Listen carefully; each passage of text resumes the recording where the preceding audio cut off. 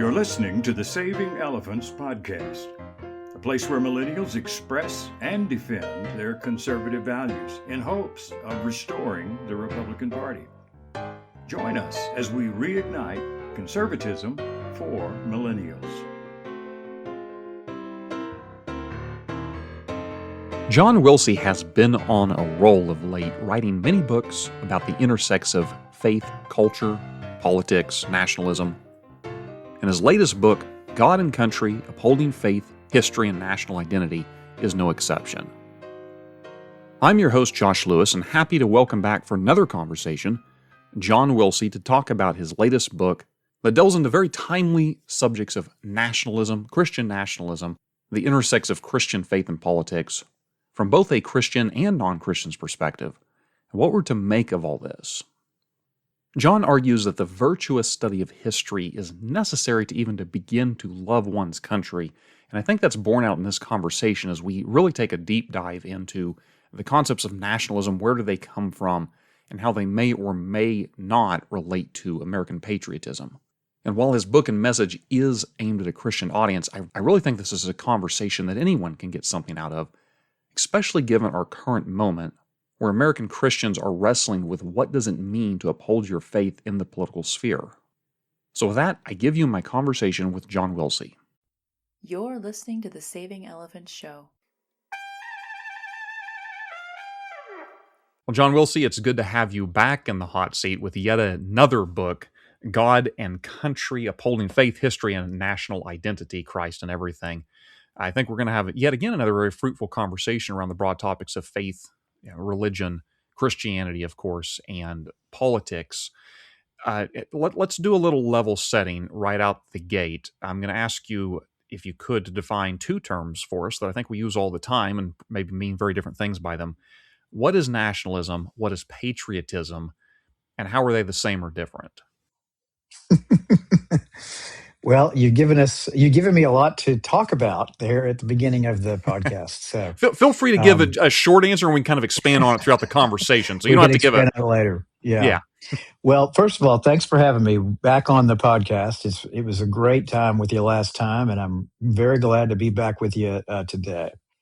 Generally speaking, nationalism represents a disordered love of country. And patriotism would represent an ordered love for country. That's how I would give you the short answer to that question. Okay. Yeah, and obviously there's a lot packed in there.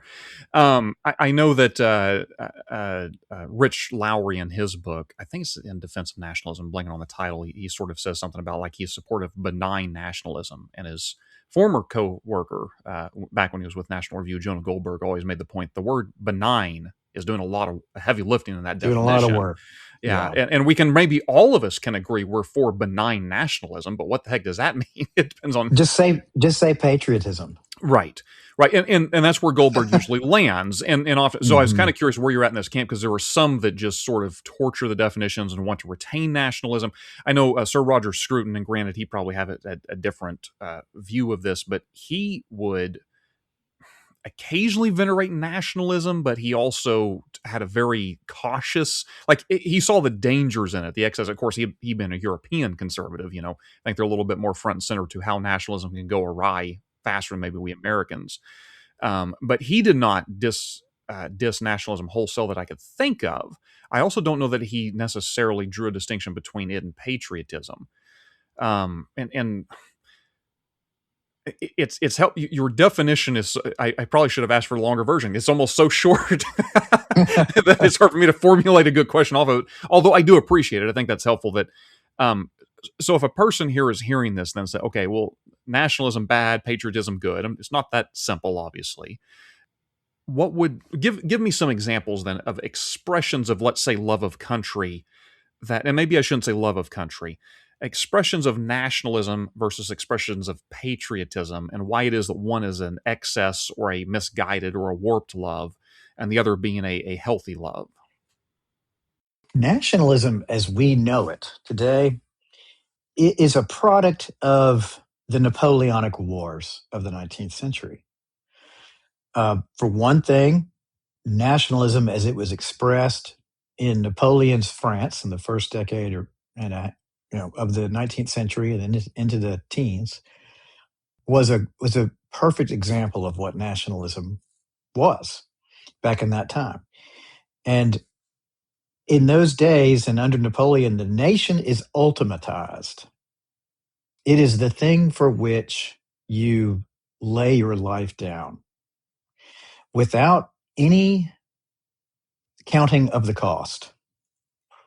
Napoleon's attitude in his battles was to expend men, expend soldiers. Why? In the service of France, pro patria.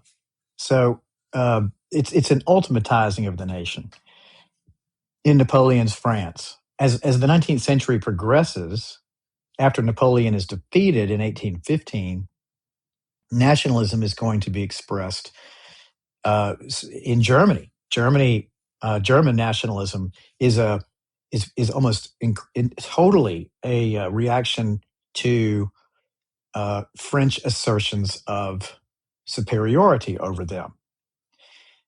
For centuries, Germany had kind of been the little brother of France in European history, going all the way back to the 11th century, really. Certainly going back to episodes like the investiture controversy, Concordat of Worms, in which the German monarchy is severely weakened with its conflict with the church. France has always been interested in keeping Germany weak. And maybe most famously, Germany, Central Europe, was the battlefield of the 30 Years' War.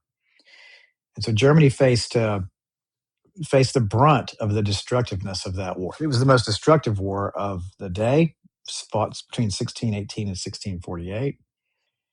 And so the Germans grew to have a centuries-old resentment towards France that was multifaceted.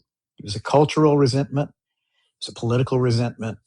It was an ethnic resentment, a historical resentment, certainly a military resentment, a jealousy also of France. A famous saying in Germany in the 19th century was happier than God in France.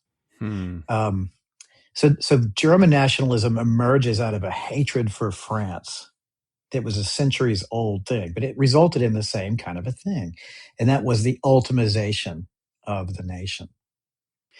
By the time you get to the mid-19th century, with the philosophy of someone like G.W.F. Hegel, who defined the state, the nation state, specifically the German state, as the ethical ideal. So it's ultimatized politically, but under Hegel's worldview, it would be ultimatized morally, ethically as well. And of course, his ideal state was the German state. In fact, his end of all history, the purpose of all history, was to culminate in freedom as expressed in German law. By the end of the 1871, the German Empire is proclaimed after the Franco-Prussian War. But by that time, nationalism was all over Europe.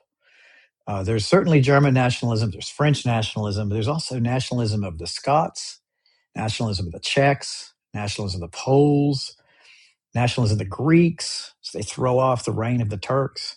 But their nationalism isn't just national pride. As I want to return to this theme of the ultimatization of the nation state.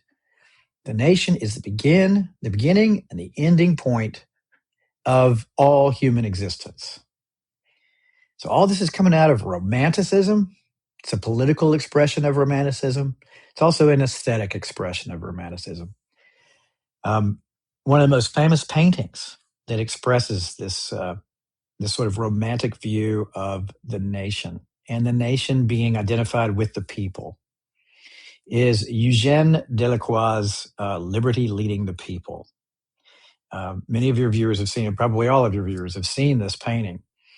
It's an allegorical figure, a bare-breasted woman, liberty, carrying the French tricolor and leading revolutionaries over dead bodies. That was in the context of the July Revolution of 1830, in which the last of the Bourbon kings was overthrown, Charles X, replaced by Louis Philippe.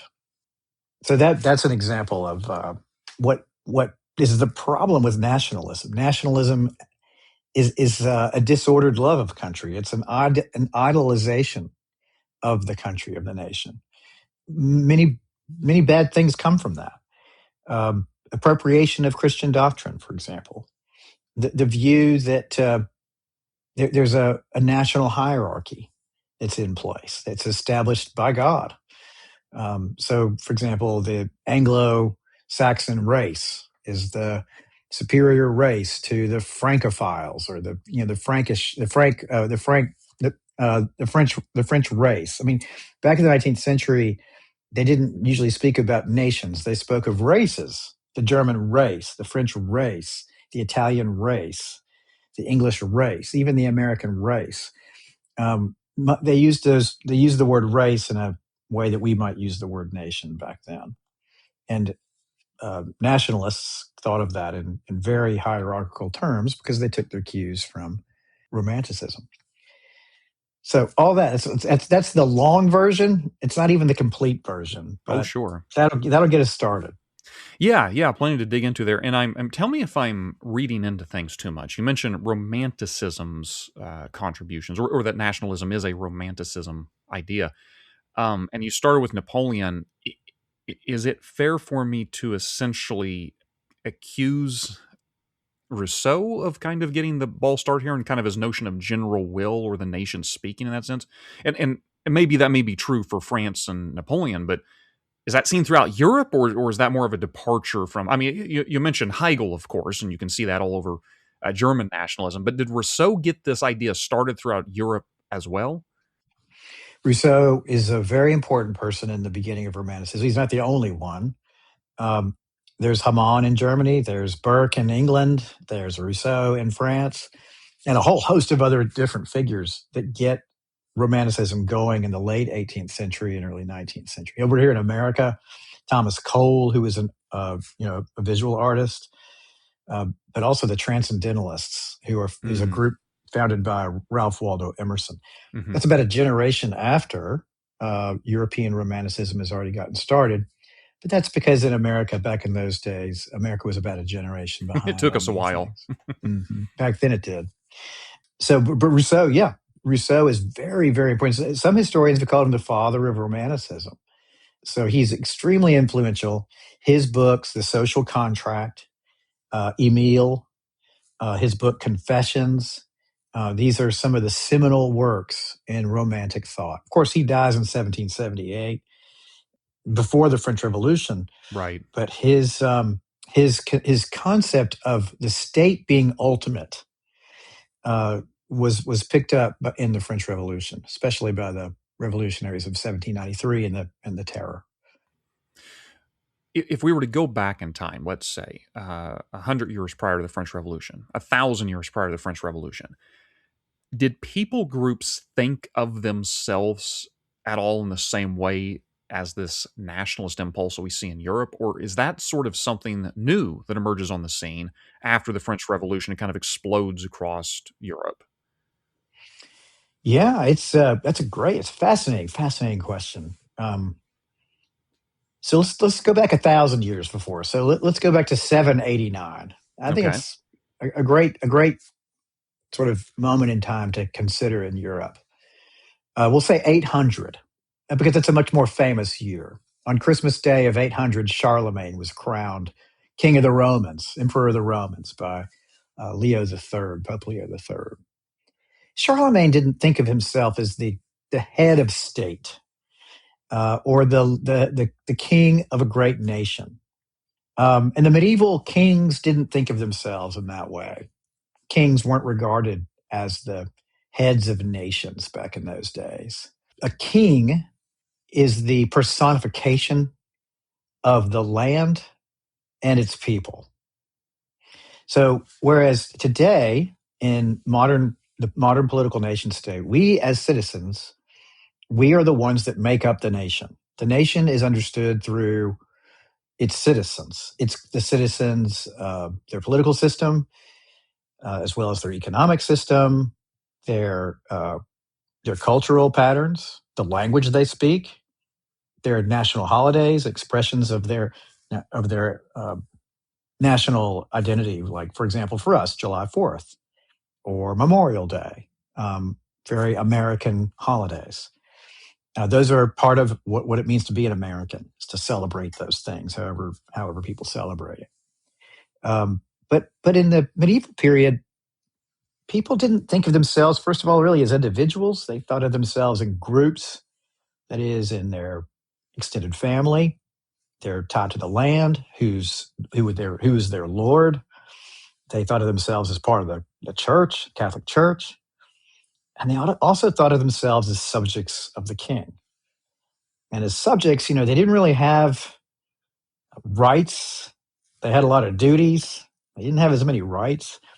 And the concept of natural rights is really developing in the Middle Ages. It's not matured yet. So the king is at the top of an ontological hierarchy in the human race. The king, the aristocracy, and then the commoners, everybody else. And if you were a commoner, you looked at the king with a certain amount of awe. So no, they wouldn't have thought of themselves in those sort of national terms. But by the time you get to the modern period, modernity emerges with the Renaissance.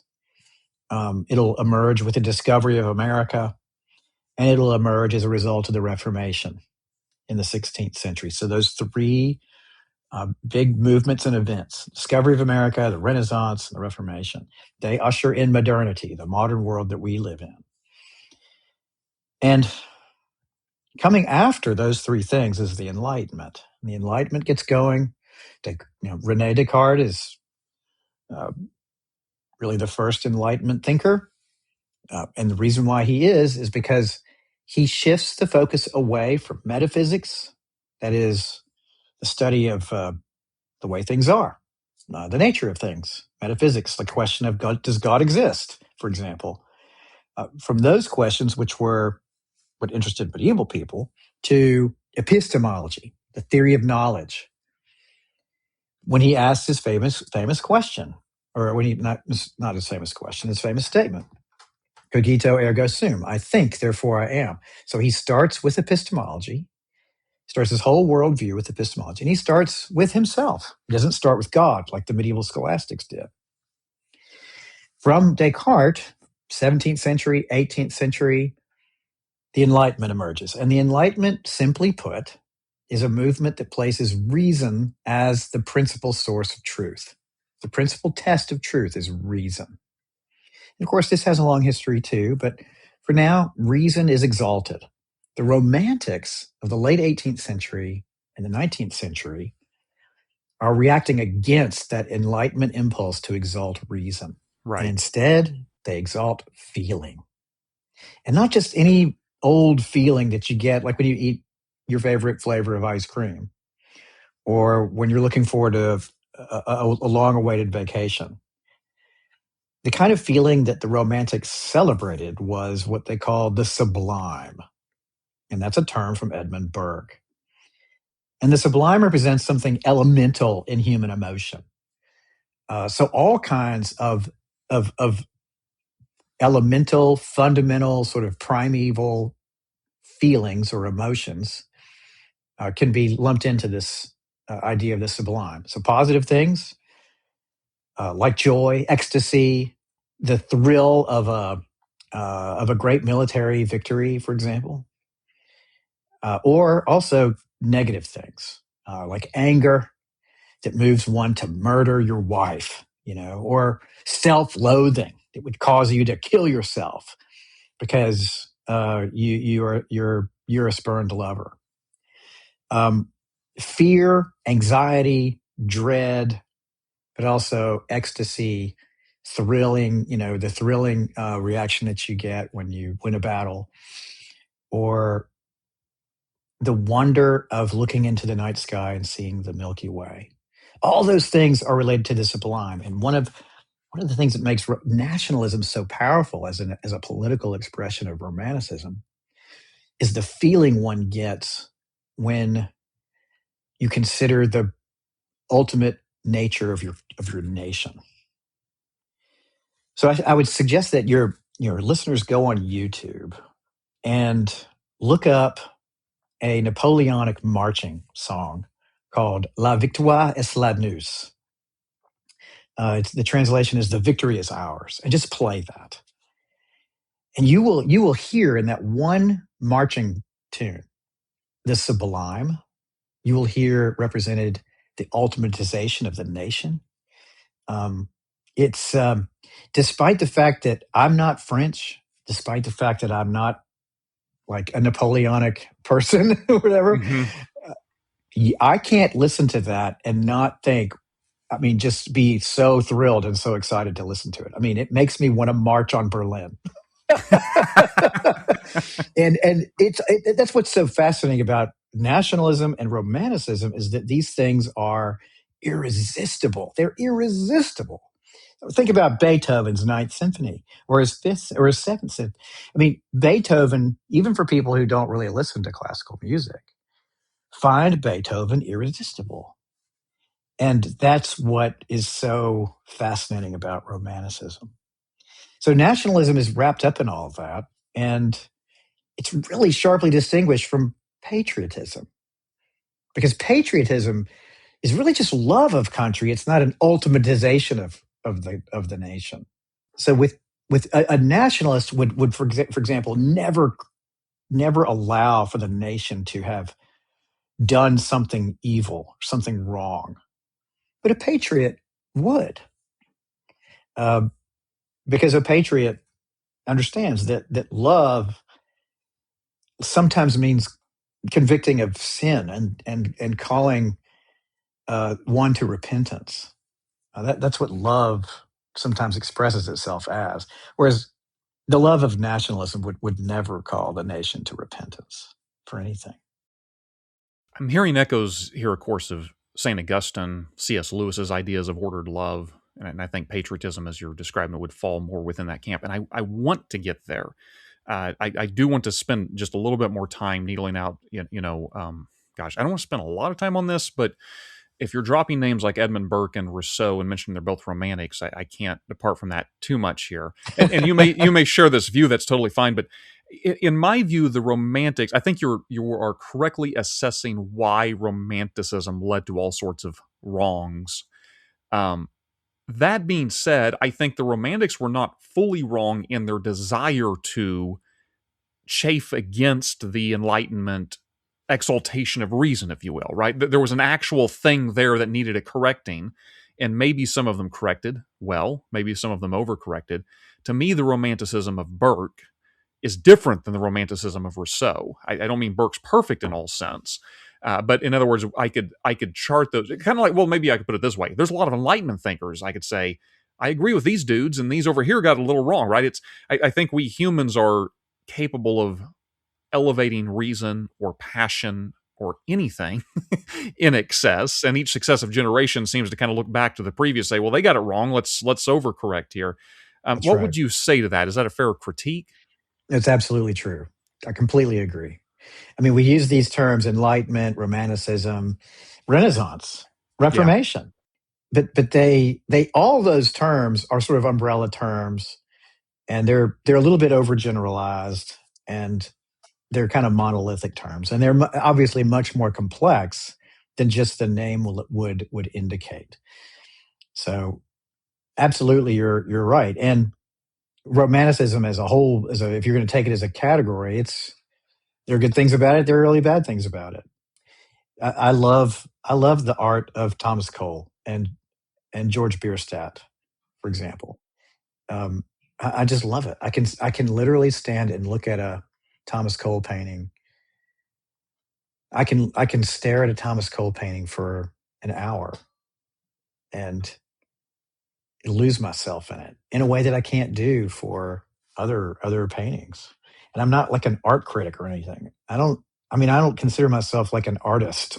But I do love Thomas Cole. And what I love about him is that I think that he really does capture true beauty in a landscape.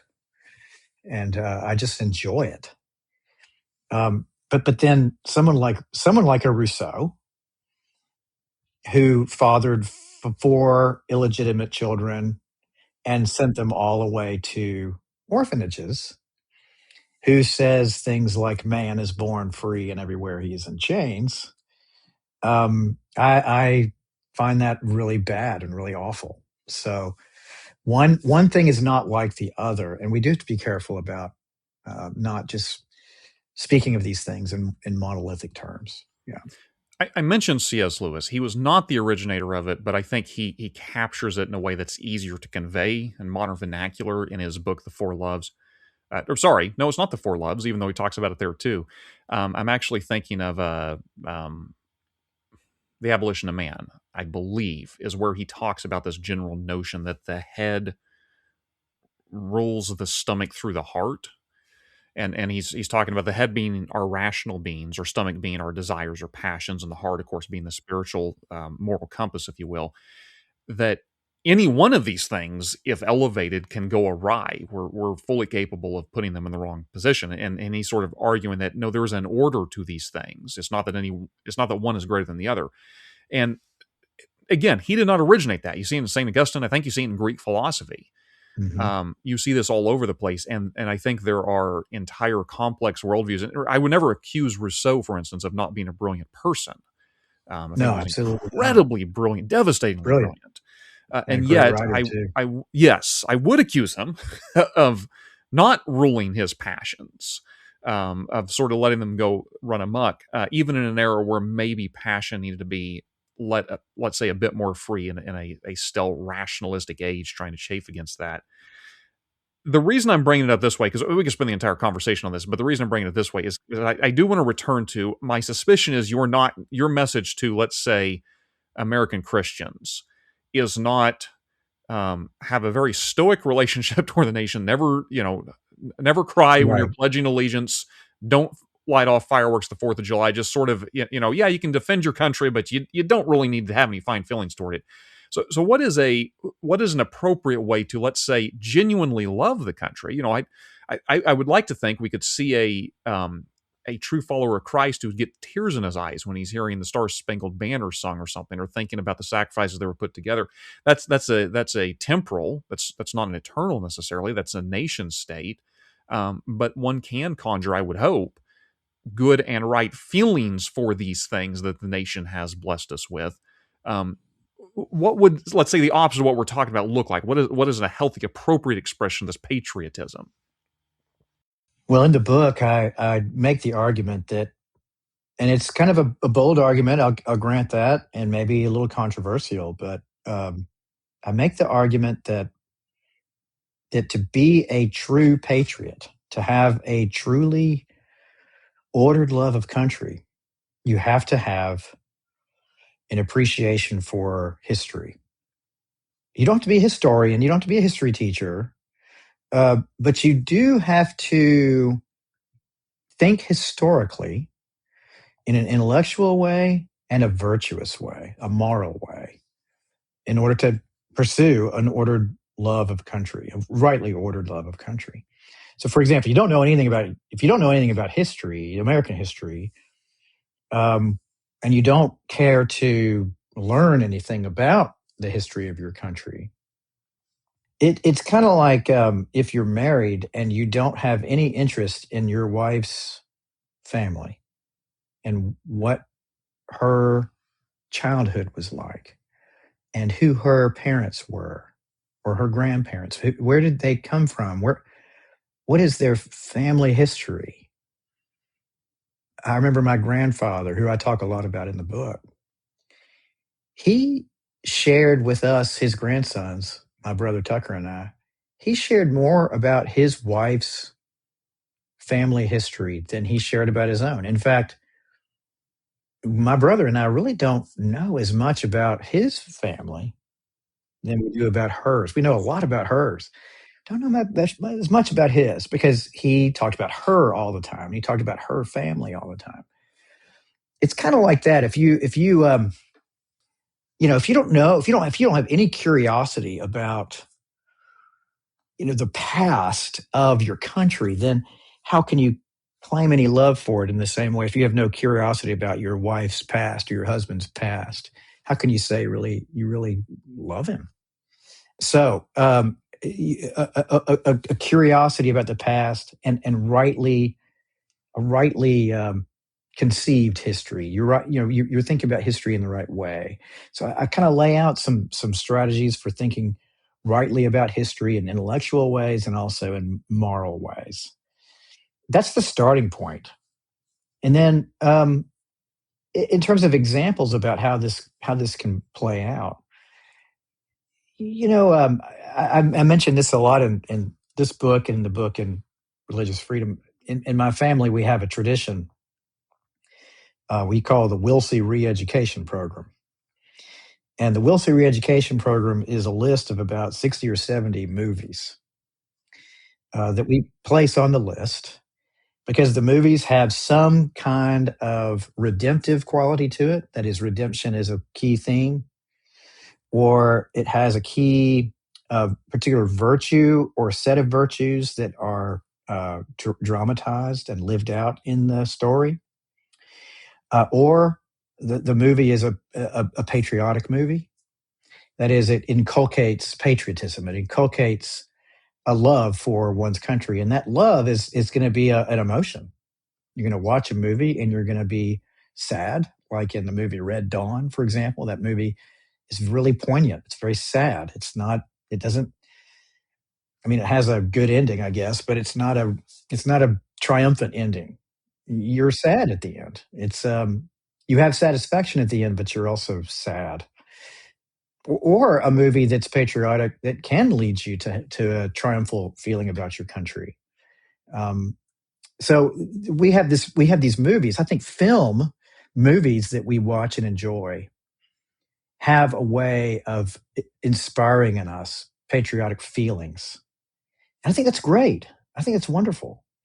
In fact, I show these movies to my children, hoping that they will come away from these movies and say, "Man, America is awesome.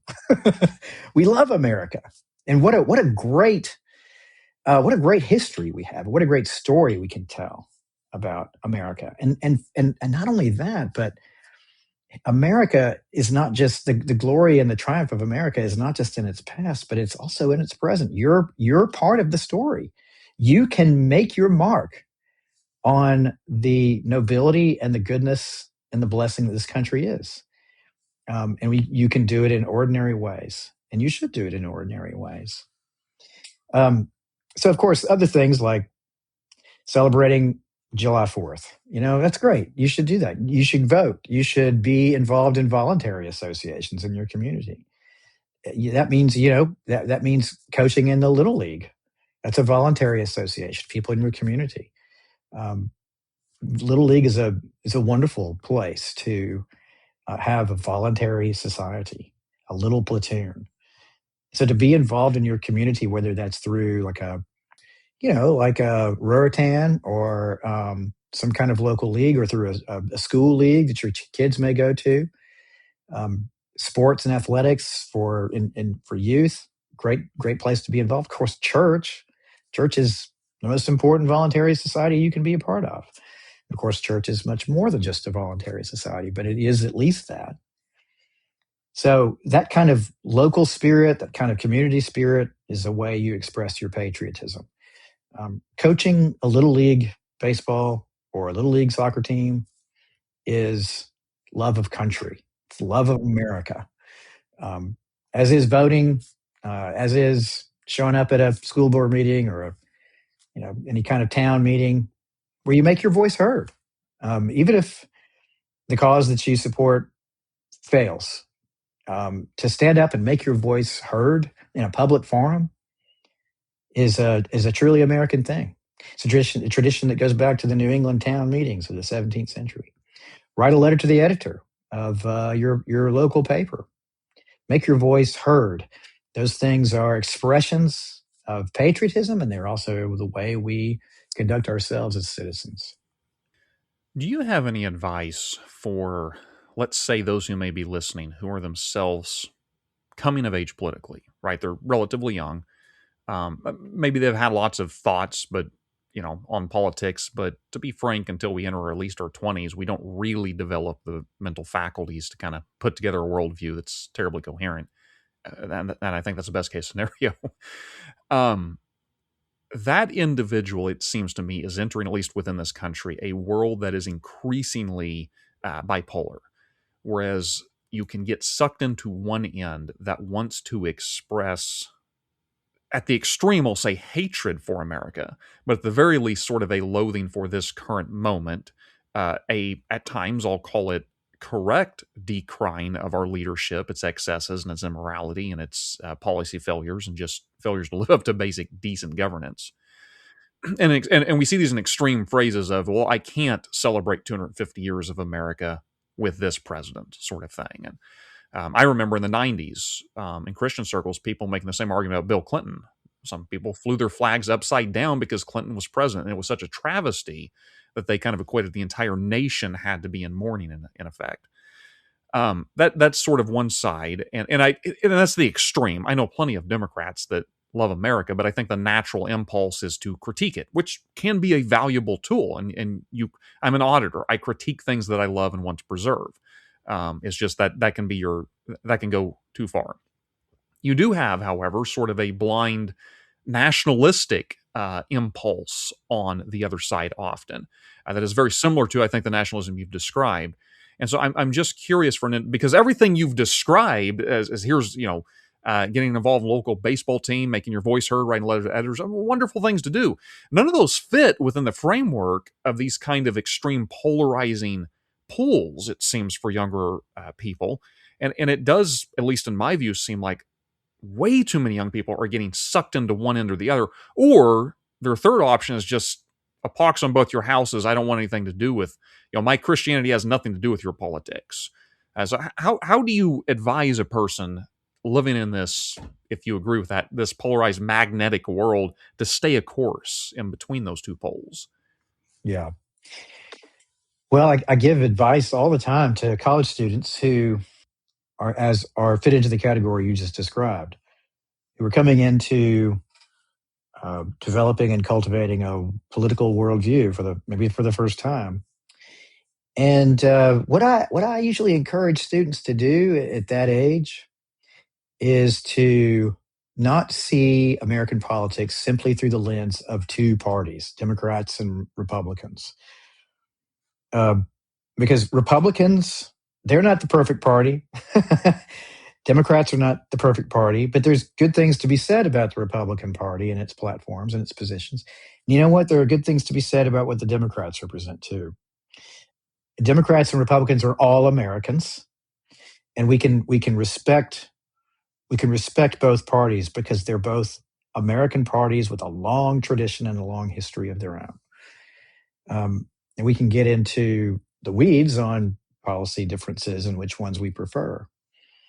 But before you can even begin that exercise, you have to at least accept those two parties as American parties, and that sometimes the Democrats are going to be getting it right, and sometimes the Republicans are going to be getting it right against the Democrats, and vice versa. Another thing I would say is that politics always has to start with some form of local society, some sort of voluntary society in America. That's what makes America really unique, is that political power is certainly held and applied by office holders, elected officials in the federal, state, local level. But political power is also, in fact, I would argue that political power is most purely seen in voluntary societies. Voluntary societies, like a famous one would be the NRA, National Rifle Association, or the ACLU, American Civil Liberties Union. There is a great deal of political power wielded by those two organizations. But they're not even the ones that I commend to people. I commend to people, for example, a think tank called the Center for Religion, Culture, and Democracy. I'm a research fellow with them, a senior research fellow with them. I've been involved with them for about 5 years. They're based in Dallas, Texas, and they're relatively small. But this particular summer, I helped a couple of students get internships there for the summer, and I've helped students get internships with the CRCD over a couple of summers. But also the Alliance Defending Freedom, or the Heritage Foundation, or the Russell Kirk Center for Cultural Renewal.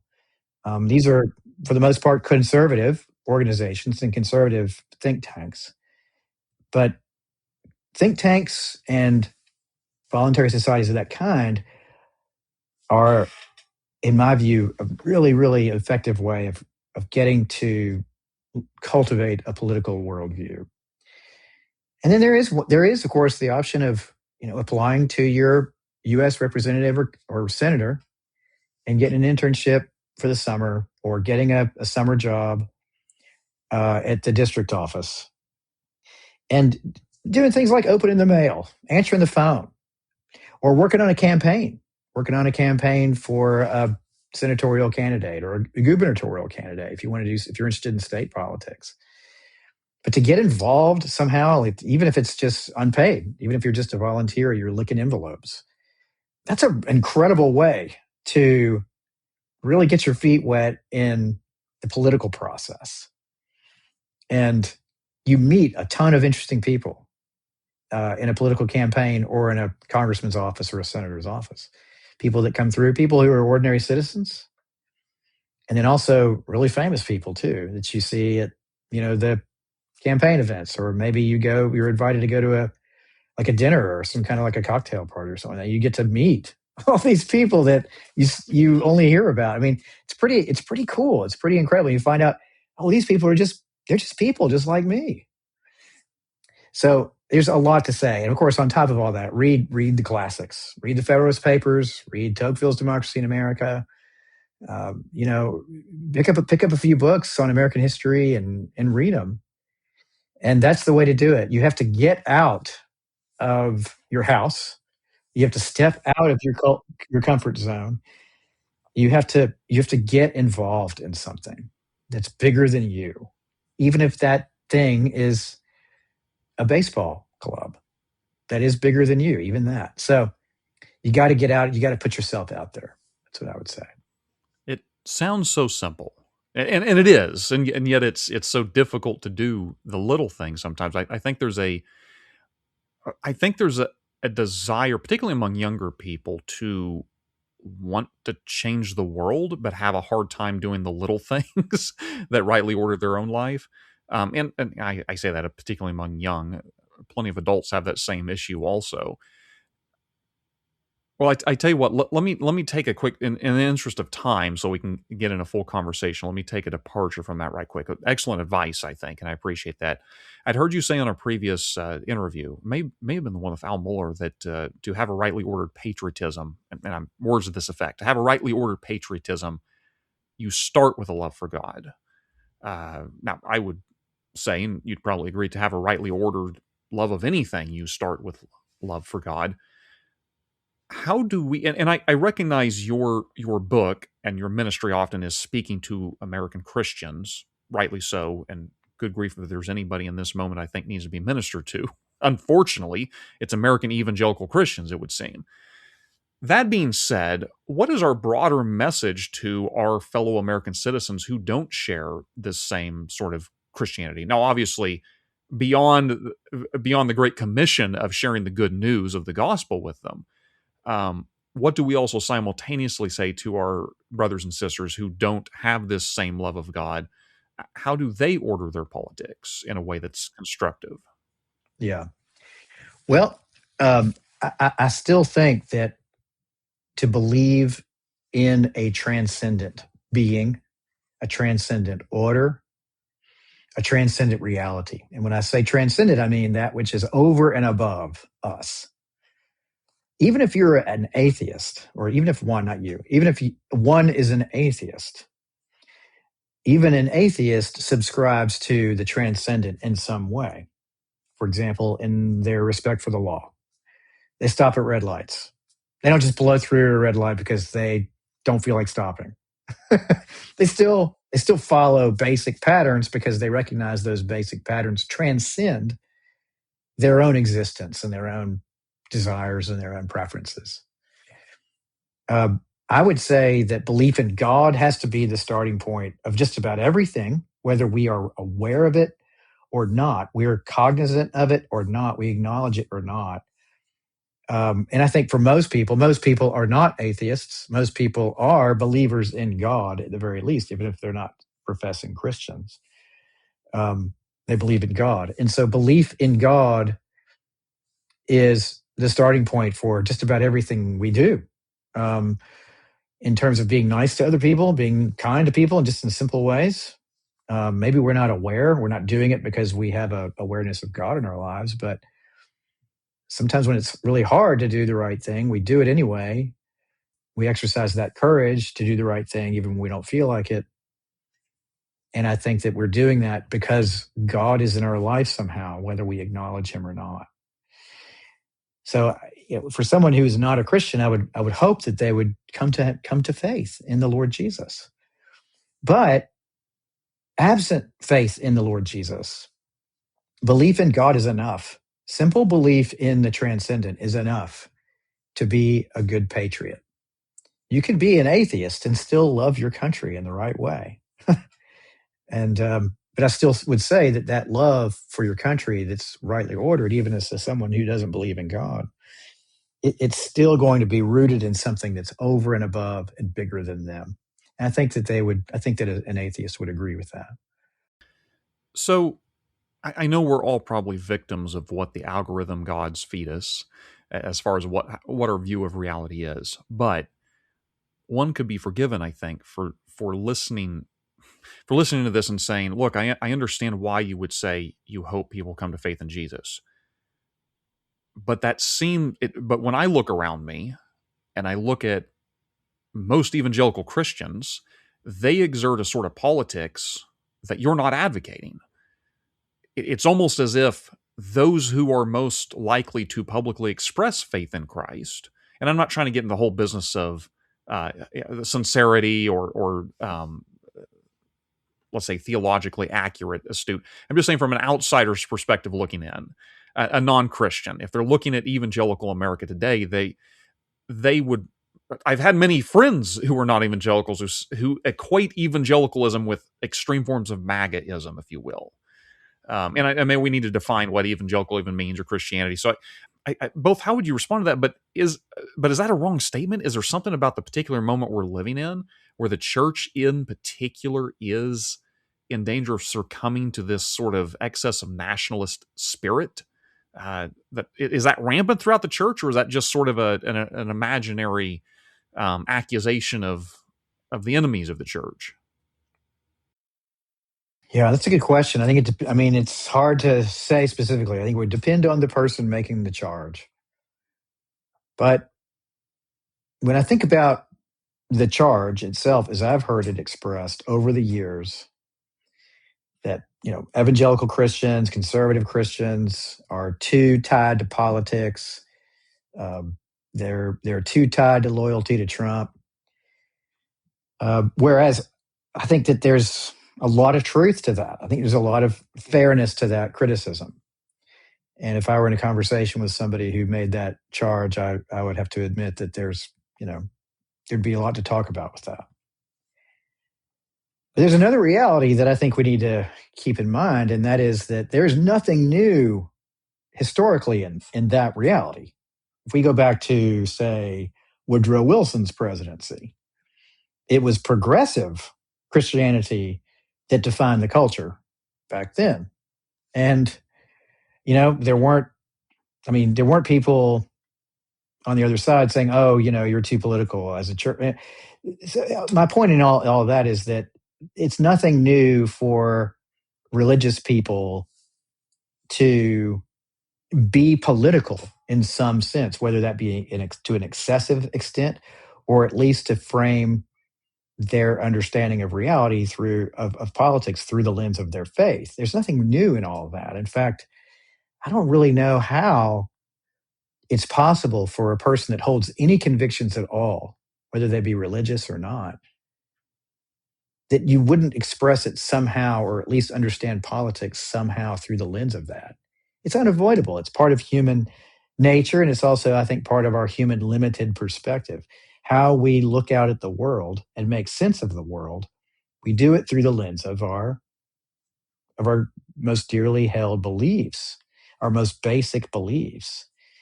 And so when I look at the culture today, a culture that sees nothing wrong with abortion, sees nothing at all wrong, everything right with a statement like love is love, which is a totally absurd statement, or the sense that, I mean, it's always shocked me that we would take a person seriously who goes through gender transitioning. So we're going to call Bruce Jenner a she now, and we're going to call Bruce Jenner by his name that he takes on as a woman, and that's, we're just going to forget about his life as a man, and we're going to call him a woman, and do that with a straight face. We're going to use pronouns. We're going to use a person's pronouns and do it with a straight face. It's completely absurd. And I do see that. I see those three realities through the lens of my most basic beliefs about God, about the universe, about our place in time. I do see. I mean, it's impossible not to. And those who would disagree with me and disagree with me vehemently, be offended by what I just said, their offense would come from the way they see the world. And the way they see the world is very different from the way I do. So to ask the church, religious people, to not be political or to not see reality through of the 21st century, the 2020s, through the lens of their faith is asking a little too much. And it's a little unrealistic too. It's a little hypocritical too for people on the left to critique people on the right for being excessive about their politics, when I am old enough to remember when Barack Obama was credited with being the second coming of the Messiah. Yeah, so I don't have a lot of sympathy for people on the left who would attack Christians on the right for exalting Trump to a godlike status, although I don't agree with that. I think that's wrong. But they do it too. And it's not really their fault. It's just a product of our culture. We live in a culture that's saturated, for example, with a Manichaean view of time, like forces of light, forces of darkness, nothing in between. We live in a culture saturated by media in the big screen, television shows on Netflix and stuff, like the Marvel universe. Everybody is either a superhero or a supervillain. And we spend so much time being discipled by those kinds of influences that when we look at American politics, we can't help it but see political opponents as superheroes or supervillains. And of course, then we spend so much time on TikTok and Instagram and Twitter, other social media platforms. And those kind of childish attitudes are just encouraged and deepened to the extent that you mentioned the algorithm. I mean, does anybody read carefully anymore? Does anybody read books anymore? I saw a story in the Atlantic today that said that 16% of Americans read a book last year, and only 2% of American parents read to their children out of a book last year. And I think that's a much, much more alarming and upsetting and disturbing reality than MAGA. MAGA will come and go. But these kinds of new habits that we're forming around social media and with AI and all the other stuff, I think is the real headline. Well, it's long been a prerogative of the conservative, of course, to be concerned not with, I would argue, not with change, but with speed of change. Exactly. and we certainly are in an era of unmooring, I think, desperately searching for those permanent things. And even individuals who wouldn't put it that way, I think it'd be fair to say feel a sort of simultaneous excitement, but also kind of dread and alienation, if you Yeah. will, Yeah. which might explain, unfortunately, our unhealthy love of nationalism or inappropriate Yeah. expressions of politics. I think that's exactly right. I think that's totally right. Yeah. I'm going to throw a complete zinger at you as a last question. It has nothing to do with what we've Okay. been talking about. I think this is, again, in your conversation you have with Al Mohler. You mentioned you're going to you're going to shelf some of these topics for a moment to turn to a new subject matter. If I'm not mistaken, John Quincy Adams. Do I have that right? Yeah. Yeah. So I want to ask about that indeed, because a friend of mine, Tyler Sick, has just written a book about John Right. Adams. Yeah. I've heard it could just be coincidental. It's sort of like when you hear a new word for the first time, then you hear it 40 times that week. It's like it registers in the brain. Yeah. Maybe this is Yeah. just me. Are we in an era, though, where we're kind of revisiting John Quincy Adams as the great, let's call him the great public servant? Is he kind of having a revival in this moment? Yeah, I think he is, especially with regard to his foreign policy philosophy. That we are not in search of monsters to destroy.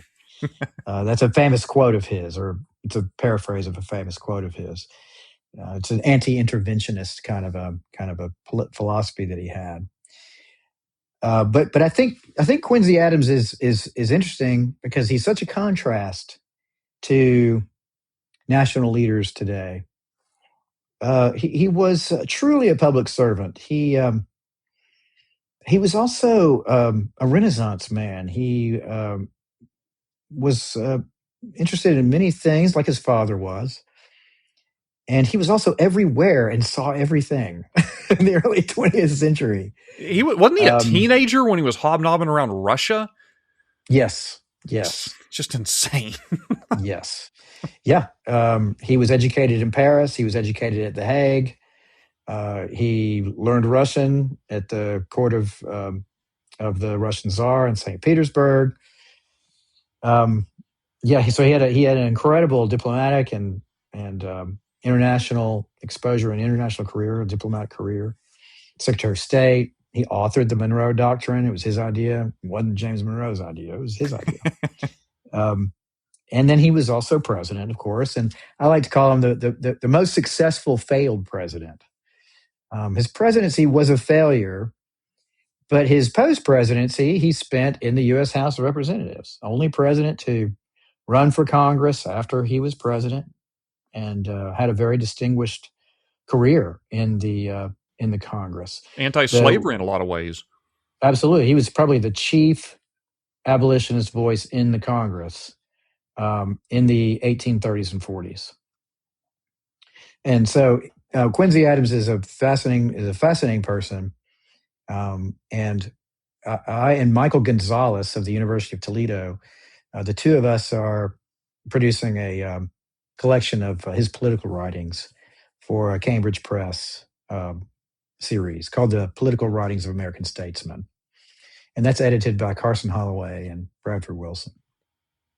Okay. Well, I'll have to have you back when I get a chance to read up on Quincy, because I'm a huge fan of John Adams. I only know of John Quincy Adams through the sort of trivial things you've mentioned, but I've not read him much. But he seems to be a fascinating individual, and it does seem that he's I think I've heard it said that he is possibly America's greatest public servant in that sense of duty for country and coming back after the presidency. And that's just, I think, a remarkable, certainly a departure from the Andrew Jackson and then everything we've had post inner politics. Yeah. What a contrast to Jackson, because they were, of course, rivals in 1824 and 1828. Well, we'll shelf that conversation for another time. It has been wonderful talking to you again. Let me grab here the name of the book, God and Country Upholding Faith, History, and National Identity. John Wilsey, always a pleasure to talk to you. Thank you for coming back on the Saving Elephant Show. Thank you, Josh.